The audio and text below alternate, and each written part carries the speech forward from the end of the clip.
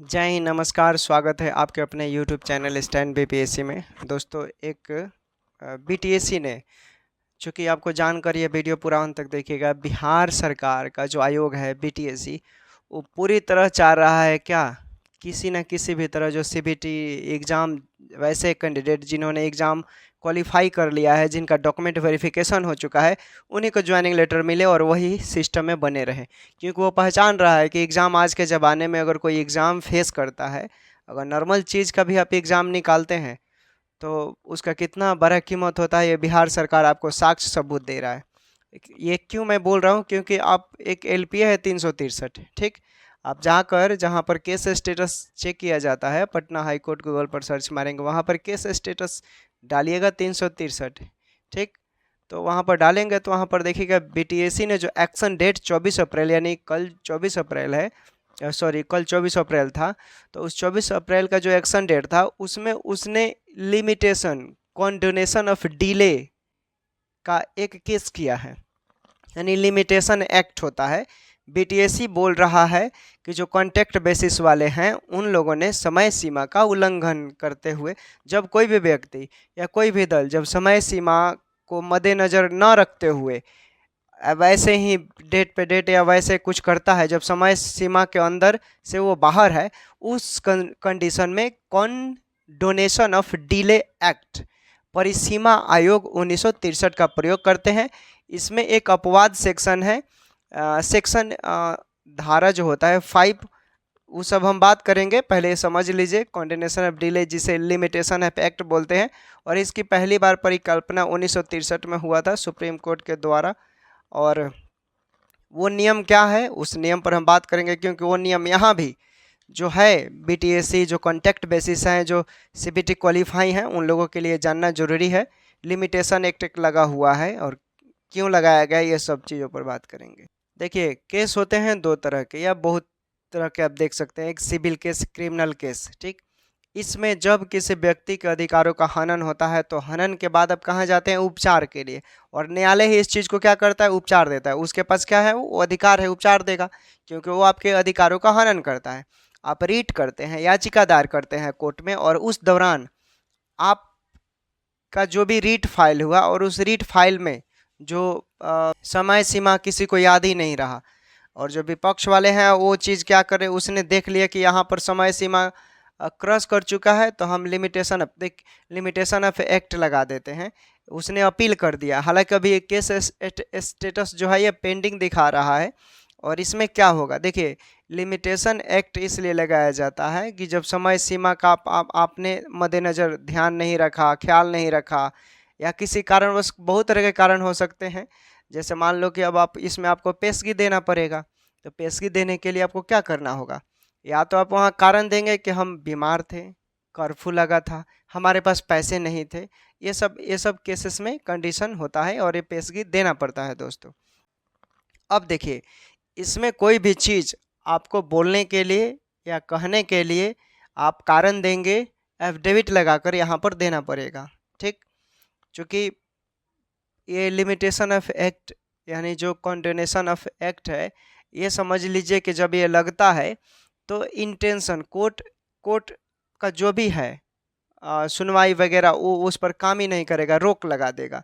यानी इस नियम का मतलब होता है कि रोक लगा देना, न्यायालय के कार्यों को रोक लगा देना, ठीक। आप उसको चैलेंज करते हैं, ठीक है, चैलेंज करना किसी भी चीज़ को कि हम चैलेंज दे सकते हैं, इस सिचुएशन में इसको लगाया जाता है। और बीटीएससी हर तरफ से चाह रहा है, कहीं ना कहीं सीबीटी क्वालिफाई वालों का पूरी तरह समर्थन कर रहा है। वहाँ पर देखिए उसने अपील दर्ज किया है लिमिटेशन ऑफ एक्ट का, अभी केस स्टेटस पेंडिंग दिखा रहा है।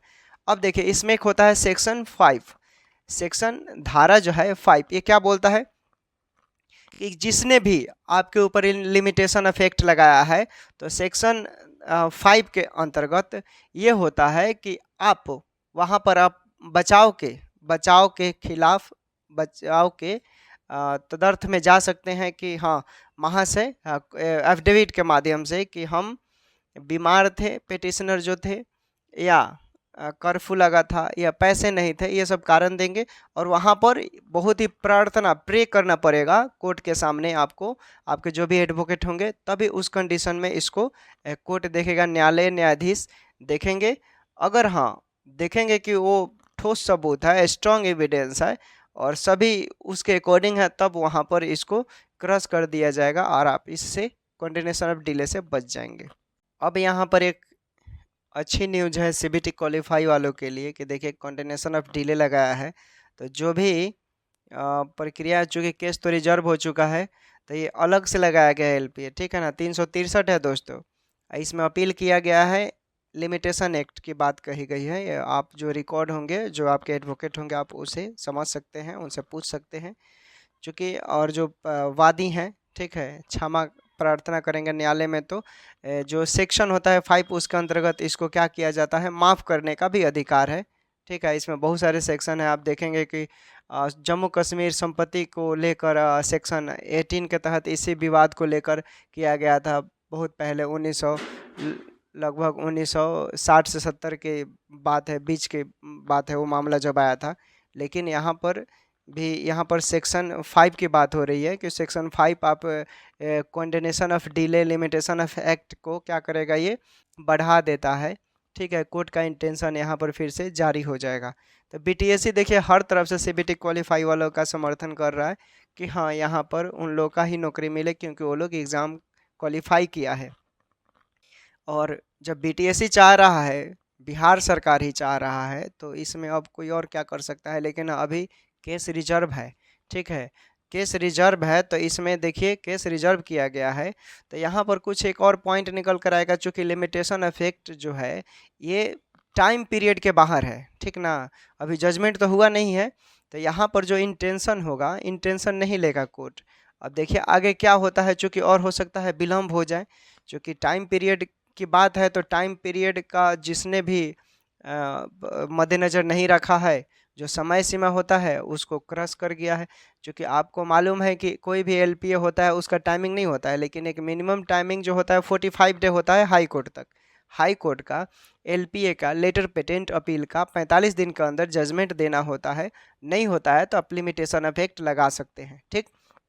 उसके बाद यहाँ से ऊपरी न्यायालय में जाते हैं, सुप्रीम कोर्ट में, तो सुप्रीम कोर्ट में 90 दिन एलपीए मिनिमम 90 दिन तक आप वहाँ पर चैलेंज कर सकते हैं, और 90 दिन के अंदर इसका रिजल्टेंट आ जाता है। तो आप देख लीजिए 45 डे हुआ है कि नहीं, जब से एलपीए दर्ज हुआ है, और उस दौरान होता है तो बीटीएससी ने ऐसा कि अगर टाइम पीरियड आउट है तभी तो लिमिटेशन ऑफ एक्ट का अपील किया है बीटीएससी। और जब टाइम पीरियड की बात किया गया है, तो अब आ जाएगा परिसीमा आयोग, condonation of delay, condonation of delay act 1963, ये अधिनियम है, ठीक है, ये अधिनियम है, और सेक्शन 5 के तहत ही इसमें बचने की संभावना है, और बच सकते हैं, कई केसेस में बचे हुए हैं। अब देखिए, अब तो यहाँ तक इस 363 के मुताबिक जो एक्शन डेट 24 अप्रैल की बात हुई, उस मुताबिक केस रिजर्व होने के बावजूद भी इतना हम बोल सकते हैं कि अगर ये लिमिटेशन ऑफ एक्ट होता है, तो समझ लीजिए कि सीबीटी क्वालिफाई वाले और बोनस पॉइंट में आगे बढ़ सकते हैं, और बढ़ ही गए हैं, क्योंकि आप देख लीजिए case status, limitation of act की बात हुआ है, कंडेनेशन ऑफ डिले की बात हुआ है, परिसीमा आयोग अधिनियम 1963 की बात हुआ है। तो बीटीएससी के जो एडवोकेट हैं दोस्तों, महाधिवक्ता हैं बिहार के, वो बिल्कुल ही जितने भी सीबीटी क्वालिफाई वाले हैं उस सब का पूरी तरह समर्थन कर रहे हैं, ठीक है।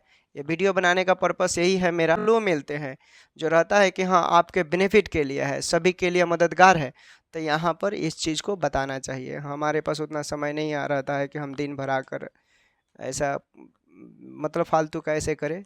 अच्छा है कि हाँ ये चीज़ नॉलेज वाली बात है और जानना चाहिए, क्योंकि जब हम खोले, आज किसी ने मेरे पास कॉल किया, कुछ लोगों ने पिकअप नहीं किया, फिर देख रहे हैं 4-5 लोगों ने कॉल किया, तो ये कॉल हम जब पिकअप किए तो उन्होंने ऐसा बताया कि सर हमको समझ में नहीं आ रहा है, थोड़ा सा ये बताइए। पहले तो हम बोले कि देखिए हमको सर मत बोलिए, हम दोस्त हैं लोग, ठीक है, और सर हम सिर्फ एक ही लोग को मानते, एक ही मेरे सामने है सर, डॉक्टर विकास दिव्यकृति, उनको हम सर मानते हैं, ठीक है। बाकी we are just good friend, या यूट्यूब हम लोग का फैमिली है, ठीक है। तो उसी उन्हीं के ध्यान से ये वीडियो मैंने देखा, और उसको क्या बोलते हैं जो 363 है उसको मैंने देखा, तो देखा उसमें बीटीएससी ने लिमिटेशन ऑफ एक्ट की बात किया है, प्रे किया है कि इसको लगाया जाए, कि कोर्ट इस पर इंटेंशन ना करे। चैलेंज कर रहा है बीटीएससी कॉन्टैक्ट बेसिस वालों को कि जो भी हैं वो सीबीटी क्वालिफाई का ही हो, एग्ज़ाम की बात कर रहा है, वो हर तरह से अब समर्थन कर रहा है। अब समझ लीजिए दोस्तों कि जब बीटीएससी और बिहार सरकार पूरा तन मन धन से आप लोग का समर्थन कर रहा है तो अच्छा ही होगा रिजल्ट, बोनस पॉइंट। और आप लोग को एक और एविडेंस क्लू मिल गया, तो यहाँ पर कुछ अच्छा ही होगा। देखिए अच्छा होगा, हम तो क्लू ही देते हैं, जो भी होगा अच्छा होना चाहिए। और इस उम्मीद से ये इतना तो फुली नहीं बोल सकते, लेकिन फिर भी ये बोलेंगे कि जो बोनस पॉइंट है, ठीक है, लास्ट ओवर में 6 रनों की ज़रूरत होती है ना, तो वहाँ पर समझ ले बीटीएससी ने एक और आपको फ्री हिट दे दिया है। बीटीएससी ने फ्री हिट अपने ही कैंडिडेट को दिया है ताकि उसको और छक्का मारने का मौका मिल जाए, तो बोनस पॉइंट के रूप में एक काम करने का यहाँ पर मौका मिले। तो ये है आज का इंटेंशन लिमिटेशन ऑफ एक्ट, जिसको कंटिन्यूशन ऑफ डिले 1963 अधिनियम के तहत यहाँ पर बीटीएससी फिर से चैलेंज किया है और उम्मीद है कि अच्छा रिजल्ट मिलेगा, अच्छा सीबीटी एग्ज़ाम वालों का। ठीक है, बाय बाय, फिर मिलेंगे नेक्स्ट वीडियो में एक नए अपडेट के साथ। तब तक अपना ख्याल रखें।